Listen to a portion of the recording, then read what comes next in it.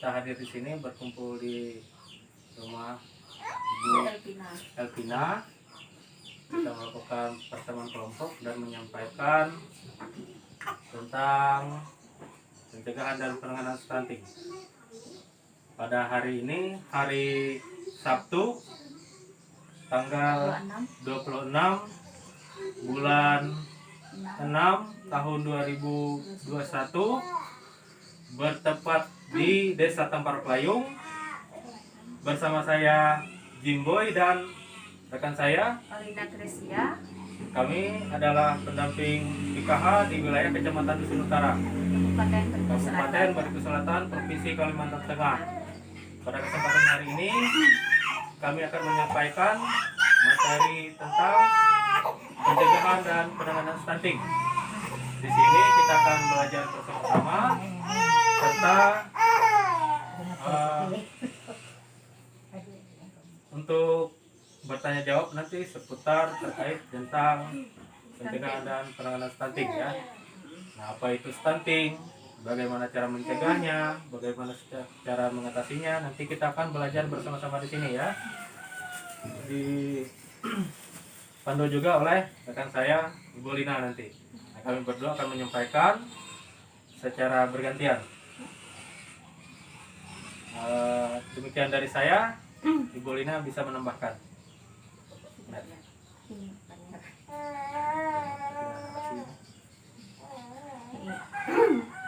Dengan ini mudah-mudahan sambil masukan dan tambahan dari ibu-ibu untuk secara pengetahuan tentang stunting. Jadi mungkin ada yang masih belum tahu tentang masalah stunting. Jadi mungkin dengan pembelajaran ini kita sama-sama belajar, sama-sama paham, dan sama-sama mungkin diterapkan lagi nanti untuk kehidupan sehari-hari. Dan misalnya kita mesti nggak ada balita, kita bisa berbagi dengan orang-orang sekitar kita, misalnya anak atau cucu atau tetangga kita lah.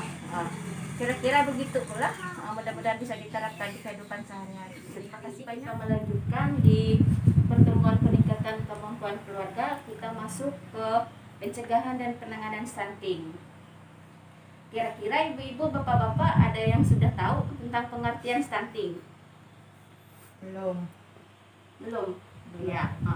Ibu yang lain, bapak-bapak, Pak? Belum. Pernah, Pak? Belum. Ikut? Belum pernah ikut. Iya.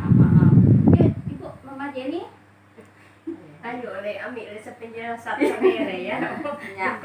Terima kasih Bu Bunga.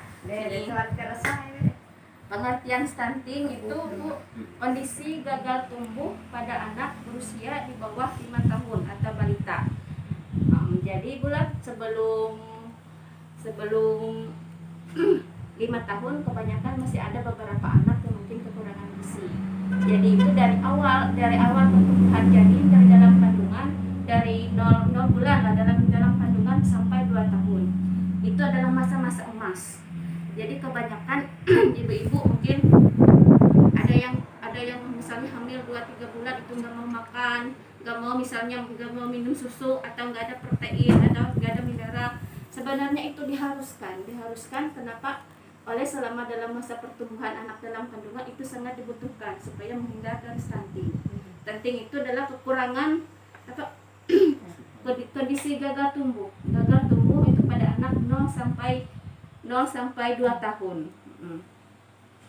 Penyebab stunting boleh ada beberapa macam, secara langsung dan secara tidak langsung. Secara tidak langsung misalnya kurangnya stimulasi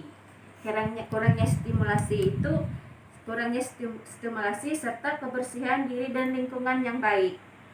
Dan penyebab secara langsung yaitu karena kurang gizi. Yang pertama adalah habis itu kurangnya imunisasi dan tidak cuci tangan di dalam air mengalir. Dan yang keempat, tidak datang ke posyandu atau layanan kesehatan. Biasanya pula misalnya yang secara tidak langsung itu secara stimulasi. Ada yang terstimulasi, Bu? Tidak tahu. Stimulasi itu seperti rangsangan. Rangsangan biasanya kan misalnya mungkin ibu-ibu yang pernah hamil semua mungkin, cuma bapak yang belum pernah hamil Pak ya.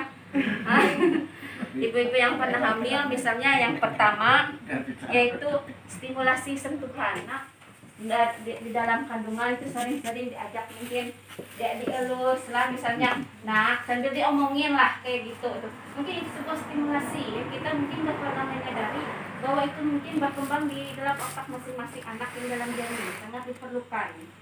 Habis itu stimulasi suara yang mungkin saya kan sudah kasih tahu, mungkin diajak ngomong mungkin di dalam kandungan, ayo nak kita mau bobo karena mau makan, atau apa atau dalam bentuk musik biasanya kan misalnya lagu-lagu rohani bisa juga bukan.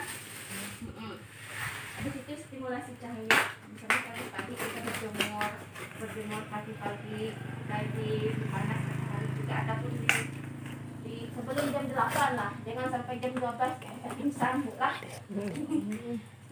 Itu sebuah satu stimulasi yang mungkin secara tidak langsung yang mungkin kita bisa lakukan sehari-hari.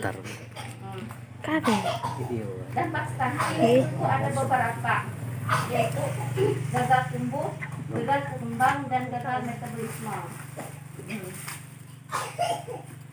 Kira-kira itu dulu lah, kita sambil tanya jawab dan sambil nanti kita kasih itu ke Pak Jumboy lagi. Ya, terima kasih.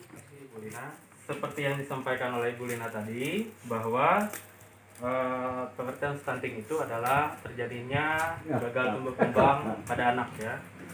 Nah, awal mulanya itu supaya kita bisa mencegahnya yaitu daripada masa kehamilan tadi. Setelah terdeteksi bahwa ibu sedang hamil, diperiksakan ke petugas kesehatannya kalau di kampung atau di desa kita di sini dengan bidan ya, bidan atau perawat tugas kesehatan.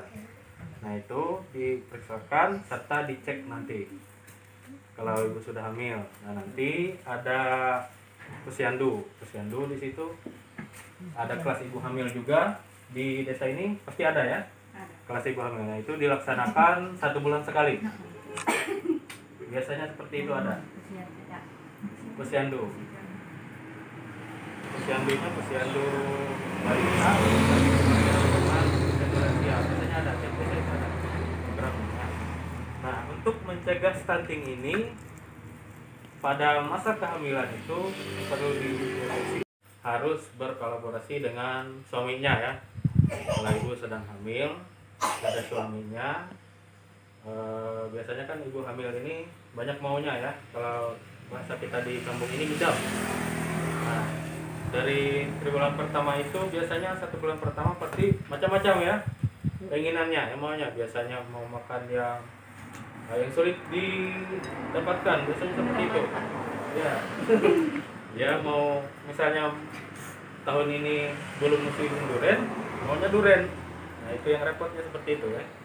Nah tetapi di samping itu perlu kerjasamanya juga dengan suaminya kalau istrinya sedang hamil untuk mencukupi kebutuhan gizi, yaitu memakan beragam makanan, sayur-sayuran, buah-buahan, telur, daging seperti ayam, susu. Nah, itu gunanya untuk mencukupi kebutuhan gizi dan nutrisi untuk janin. Stimulasi salah satunya yang bisa diberikan yaitu salah satunya seperti memberikan sentuhan di perut seperti itu. Nah, di samping kita memberikan sentuhan kepada janin kita mengajak dia untuk berbicara. Nah, tumbuhlah dengan baik, sehat-sehat di dalam rahim perut ibu, perut mama, supaya nanti lahirnya pintar, terhindar dari segala penyakit, sehat, kita lahirnya sama-sama. Jadi usahakan kita memberikan sesuatu hal yang baik untuk janin kita ya. Karena apa? Karena yang namanya keturunan atau anak itu adalah aset yang sangat berharga. Pun begitu juga yang sudah diprogramkan oleh pemerintah bahwa angka kehamilan itu atau angka kelahiran bayi dan ibu yang melahir itu banyak terjadi kegagalan, misalnya seperti ini ya, banyak terjadi kematian bayi dan ibu melahirkan. Nah, itu salah satu upaya pemerintah untuk mencegah hal tersebut.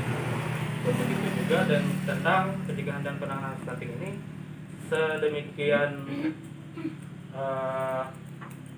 apa istilahnya sedini mungkin lah, seperti itu kita mengetahui apakah anak kita itu kurang asupan kita.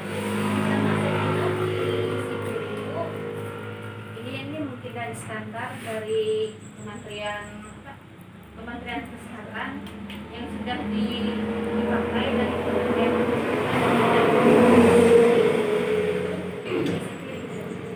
di pertemuan sebelumnya mungkin di Balai Desa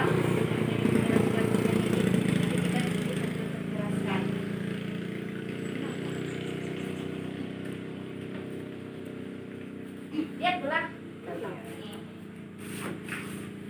ini nutrisi yang mungkin seharusnya diterima di dalam setiap hari khususnya untuk ibu hamil, yaitu lauk pauk. Ini masuk dalam protein lah.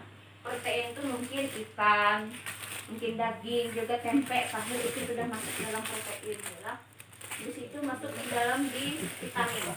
Di sini di buah-buahan masuk dalam misalnya buah segala pisang, nanas, dan itu mungkin sering kita jumpai, nggak kita harus ke pasar, mungkin jam-jam mungkin sini ada pisang, ada segala, ada apa iya pepaya, mungkin nanas, itu mungkin sudah masuk ke dalam nutrisi vitamin juga. Di situ karbohidrat itu makanan pokok kita yang pasti nasi. Kalau kita yang untuk bagian kita mungkin terbiasa untuk makan nasi, tetapi sebenarnya nasi itu jadi mungkin didapat dari jagung, mungkin dari segala singkong atau ubi-ubian, itu sudah masuk dalam karbohidrat juga. Dan yang pasti dalam mineral itu dalam bentuk sayuran. Itu sering juga misalnya daun-daun singkong juga banyak kita. Jadi kita nggak berpatok misalnya makanan nasi cuma pakai satu ikan, pakai lauk, tapi nggak ada pakai buah-buahan ataupun ini. Sedangkan ini mungkin sering kita temukan di sehari-hari kita. Kadang-kadang kita memberikan kepada anak kita, mungkin dari hamil kita malas makan buah-buahan, dikasih makanan sesuai dengan itu supaya kita menghindari dari stunting, begitulah. Dan kemungkinan untuk ibu hamil juga sering-sering untuk memeriksakan dirinya ke fasilitas kesehatan minimal 4 kali dalam waktu treatment kehamilan. Dalam kehamilan. Habis itu untuk meminum tablet tambah darah itu 1 hari sekali. Ya, demikianlah kegiatan kita pada hari ini tentang penanganan dan pencegahan stunting. Kami dua ucapkan terima kasih